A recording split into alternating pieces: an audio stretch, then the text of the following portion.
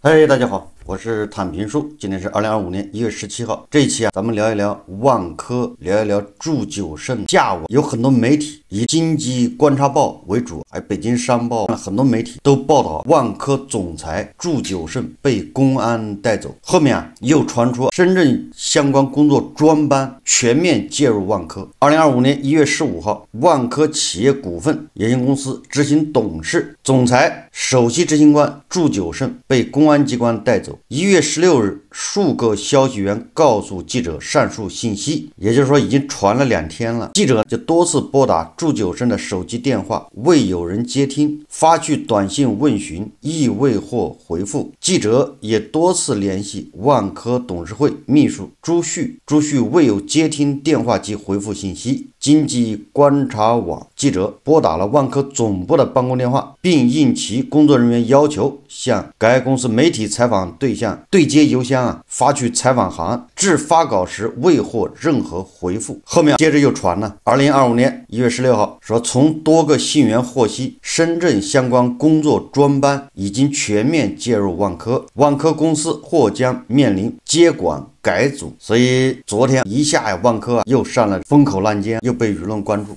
不过到了晚上，财联社发了一个新闻，什么新闻？说祝久胜夜里发了一个朋友圈，他这个朋友圈就是万科的一个广告，像是转发的。说这个记者跟祝久胜联系，还打通了电话，电话内容他没说。所以说这个万科祝久胜这个事情扑朔迷离。那祝久胜能发朋友圈，能跟记者通话，某种程度上是不是说明他现在是自由的，并没有像外界传的被抓走？我也看了一下网上热搜各种说法，我觉得都没有说到点子上，不够专业。包括很多记者，很多财经口的记者实际上是因为对这个上市公司不了解，但是又要搞新闻搞流量，又想报个大新闻，所以经常显得就不够专业。我来聊一聊万科，聊一聊祝久胜，聊一聊这个事情，这是我个人的见解，供大家参考。首先昨天做房地产节目的时候，我不知道这个祝久胜传言被抓，我只是看到万科的债券暴跌，所以我在节目里面还说了，这些资本说不定提前得到了消息，什么消息咱也不知道，资本是最敏感的，所以他提前拿脚投票跑路。那你要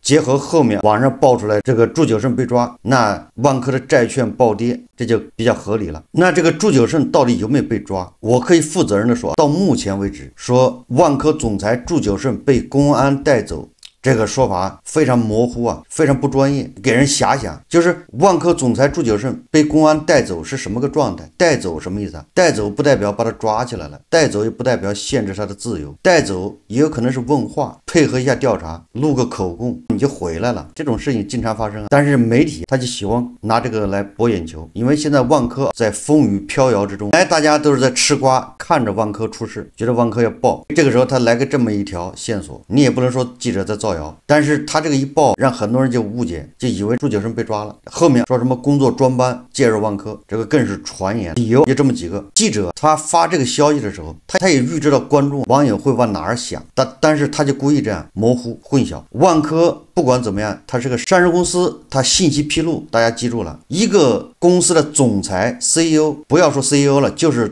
董监高，就是副总、董秘、财务总监、董事，只要失联24小时以上。什么叫失联24小时就是董秘24小时之内打电话打不通，这个就得公告。祝久胜被抓，网上传言2天了，万科并没有公告。万科现在身陷囹圄，但是作为一个上市公司万科表面上这些治理那还是没有什么问题的，是个好学生，就至少目前这些程序这些治理规范显得他还是很正常的。所以说这个祝久胜如果真的是被抓了，只要24小时之内失联，联系不上就得公告。这个第二个，如果是公安把祝久胜给拘了，不让他回来，公安会给祝久胜的家属要发一个什么，反正一个手术，你不可能把人直接就抓了，什么手续都没有，得给家属，家属就得去告诉这个上市公司董秘，那也得公告。所以我们反过来推，万科到现在都没有公告，那就说明祝久胜他没有失联，也没有失去自由。不知道大家能不能听得明白这意思？那至于这个说深圳相关工作专班介入万科，什么万科面临接管改组，这个显然更不对。我刚才已经经说过了，万科是上市公司，你任何改组什么专班，万科是公众公司，你政府你有什么权利派工作组进去啊？就是派了工作组，这个万科第一时间要公告，它得按照程序来，就上市公司的治理规范呢，它是股东大会、董事会下面管理层。如果政府成立工作专班介入万科，只有两种可能，一个是万科出现重大事故，已经失控，那政府出紧急状况，它要介入。第二种什么？第二种就是万科自己扛不住，觉得方方面面压力太大，必须由政府出手，他一而再再而三以董事会名义请政府介入，那他的也会公告。恒大暴雷之前，他采取的就是措施，广东省政府往恒大派了这个工作组，有晋达、越秀、什么粤海，还有那些事务所成立联合工作组进驻，也只是顾问。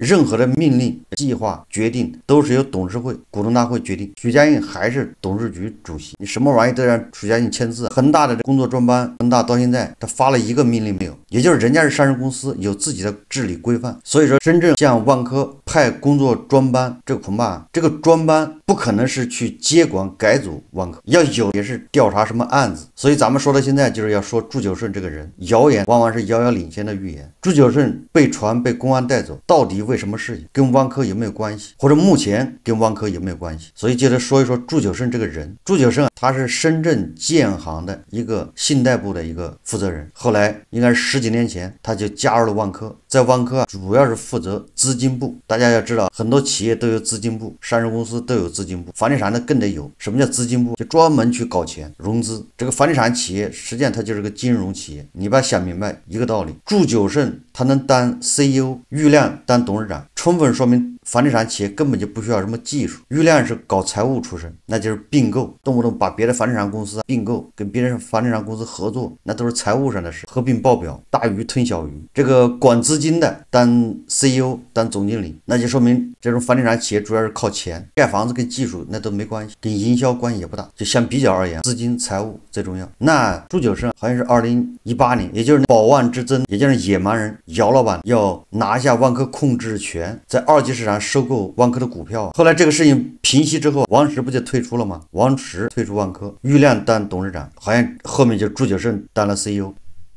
但是祝久胜在当 CEO 之前有2年时间，他在深圳主要主持一个叫鹏金所的这么一个机构。鹏金所说简单一点，就是一个融资平台，或者叫财富公司，或者叫什么金融交易平台，你随便怎么理解，就类似于恒大财富。这个鹏金所的第一大股东好像就是万科。过去当然现在也不行，你搞财富公司去吸引去融资给自己用，这个是违法，这叫自融。比如说我是一家房地产公司，我又成立一个子公司叫什么财富，这个财富不是理财公司吗？我通过向公众发行产品，让这个钱流到我这个房地产公司，这叫自融，这是非法的。所以这些房地产公司他们都绕弯，大家明白吗？他们都缺钱，他们自己为了给自己融资，纷纷成立这样的财富公司，或者叫类似于鹏金所这样的机构。他把这个钱融到手之后，他通过中间几个环节，有的叫供应链，有的叫什么第三方公司，这个钱七绕八绕的，最终还是绕到自己的公司，最终还是自融，但是中间加了几道。大家还记得烟台有1、2家开发商不是一直在举报万科吗？我记得我以前还讲过这事，他那个举报材料非常详细，它里面就介绍了他举报万科的管理层利用鹏金所在万科体外循环，他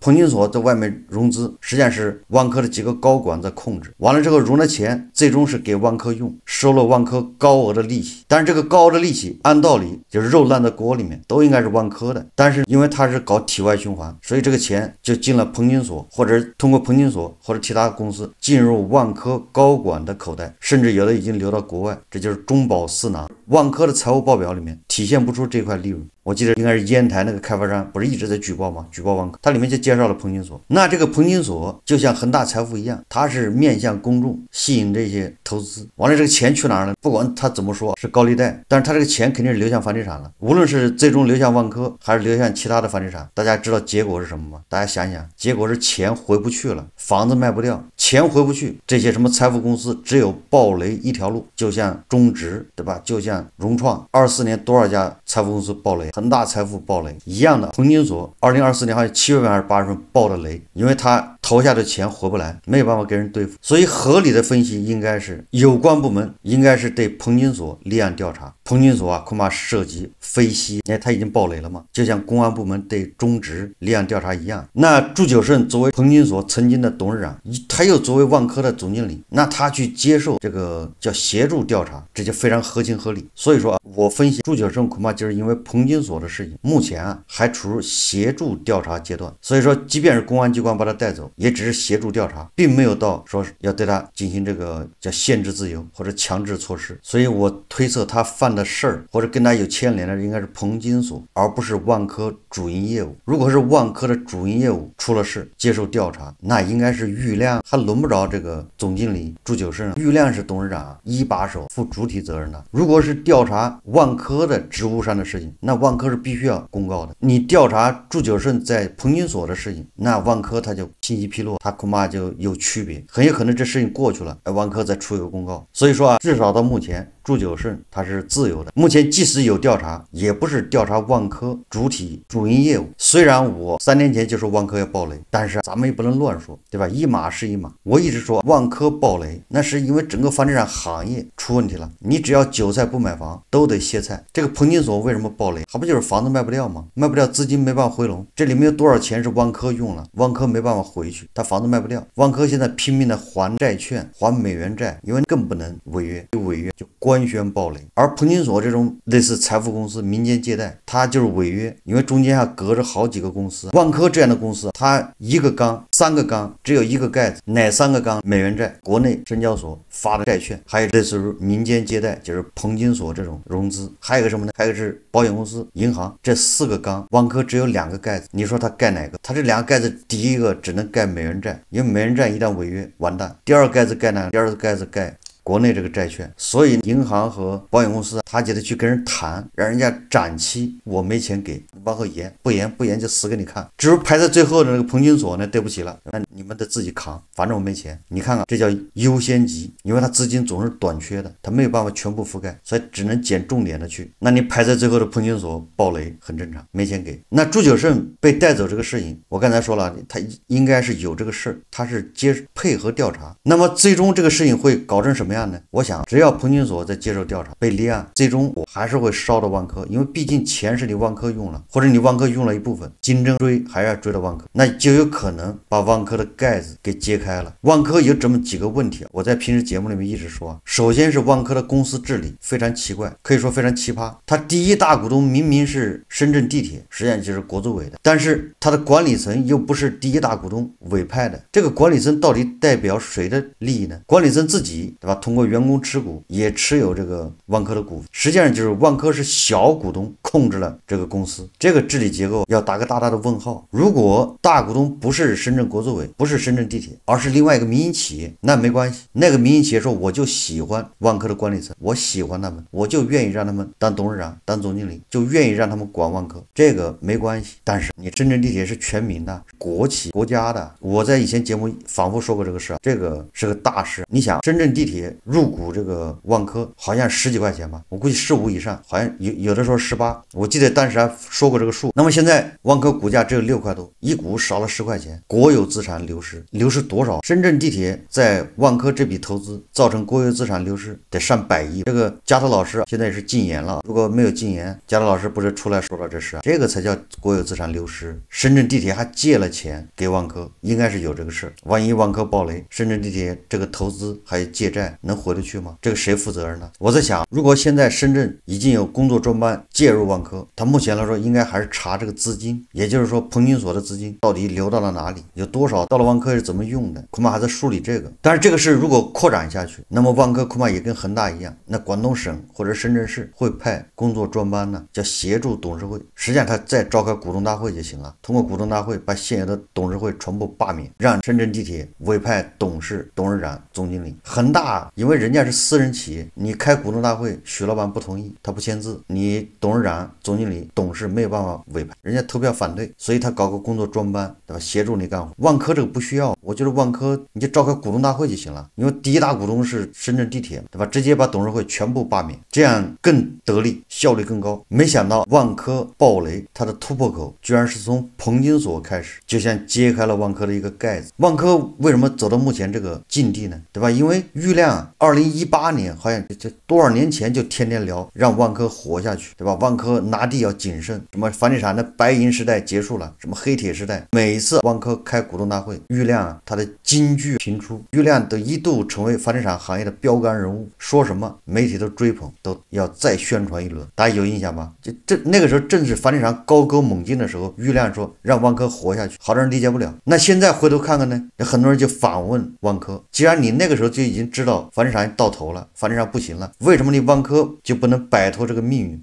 这是很多网友也经常问的。既然你郁亮早就预见到了房地产不行，为什么你们就不能降杠杆呢？这就是万科和保利的区别，这就是万科治理出了问题。也就是说，万科现在这个管理层它并不能代表这个大股东。换种说法，万科的管理层他们都是一些职业经理人，职业经理人大家懂，高级打工仔，他不是老板。高级打工仔你不能说他水平不行，他水平很厉害，很聪明，高瞻远瞩，但是他有现实利益。也就换种说法，你这个公司好坏，未来10年股价多少，实际上跟他关系不是特别大，跟他特别大的是现在你给我年薪1000万、2000万，你给我的业绩绩效8000万，我一年在这赚1个亿，这是我现在的利益。这房地产公司它的激励机制不就这个吗？这个项目你搞好了，你拿1个点的提成，这块土地你拿下了，你拿多少个点？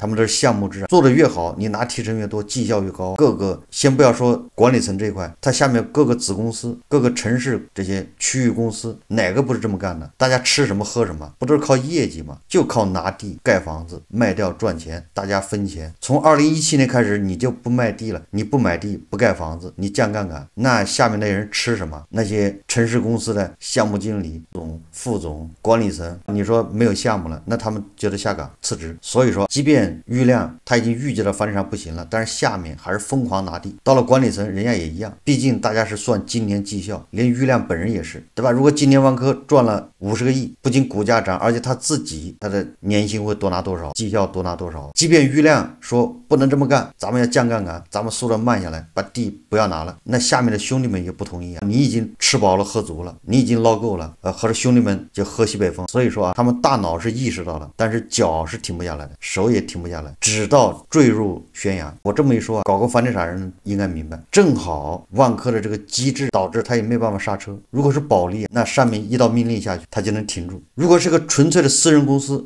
融创、碧桂园或者是恒大，他也能一个董事会、一个股东大会，他马上就可以把这叫停。不行，把这所有的管理层给换了，这就是老板的意志。恰恰万科他是个怪胎，老板不管，老板是深圳地铁，他怎么管？下面这管理层一个都不是他的人，他命令谁？所以他治理结构是问题很大。某种程度上，万科它更像咱们现在的国民经济的运行。大家仔细琢磨，经济学家、专家、很多官员，实际上跟郁亮是一样的，早就看明白了，但是没办法改变的原因是，他并不是主人，他们每个人并不是老板，都是打工的，所以他不需要负这些责任。全民所有到底是谁的？所以彭金锁这把火现在已经烧到了万科，烧成什么样？这个恐怕春节前后或者春节后就会有结果，很有可能揭开万科的盖子，因为万科往下没法赚了，就他有这么多债要还，怎么还？房子卖不掉，那你只能靠输血。恒大咱们可以不管，创也可以不管，碧桂园也可以不管，对吧？你们都是私营企业，老板自己想办法去。但是万科，你看看大股东是谁？也是你要不管，国有资产流失，管吧有没有办法？无能为力。所以万科这个事情